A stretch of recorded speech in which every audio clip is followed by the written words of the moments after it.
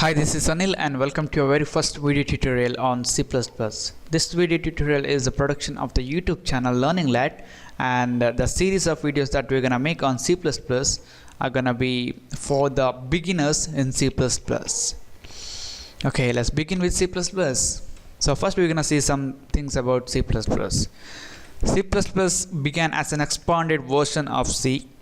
It was created by a man called Janis Strostrov in 1979 at Bell Laboratories.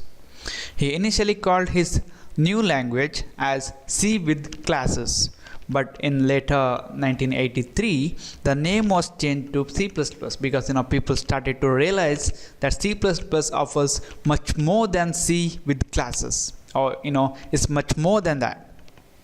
Okay, now we're gonna see some features of C++.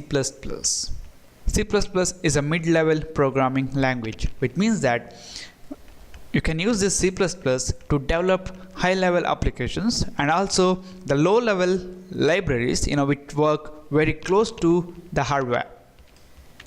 And the next is a very important thing, which is C++ is an object-oriented programming language.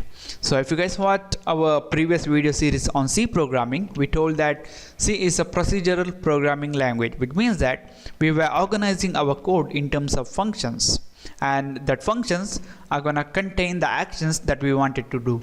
So the C++ is developed with a new programming approach called object-oriented programming, where we're going to use the objects, classes, and this object-oriented programming approach uses the concepts such as inheritance, polymorphism, encapsulation, abstraction, all those things. So if it is really confusing, or if you guys don't understand what exactly I'm talking, don't worry, while programming is going to be very clear to you.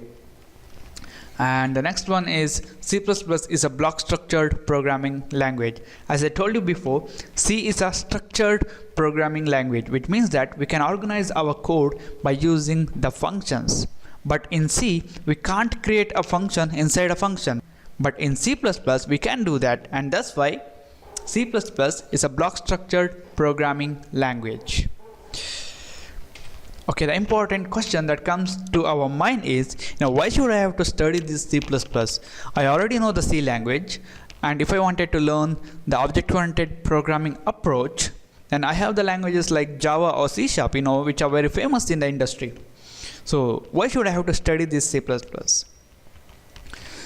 The invention of C++ was necessitated by one of the major programming factor, which was increasing complexity. So if you are a C programmer, then you guys may be aware that when the number of lines in the source code increases, or your application or the program becomes complex, it's very difficult to manage that program in C. So to solve that kind of problem, C++ was invented. And for better understanding of oops, some people say that C++ is the best language to learn the object-oriented programming approach. And the next one is about the efficiency. C++ is very efficient. So if we talk about the speed of execution, C++ is very close to the execution speed of C.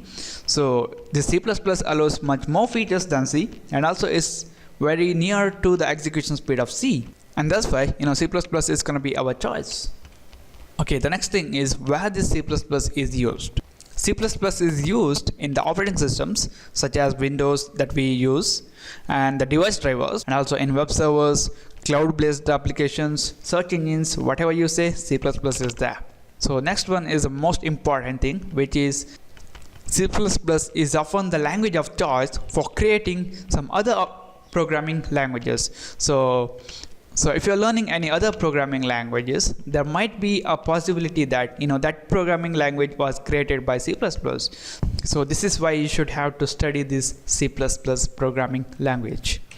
So that's it, guys. Thank you for watching, and this is about the introduction to the C++, what it is and why should we have to study this. So you guys can like our Facebook page at facebook.com/learninglad, and I'll see you in the next tutorial.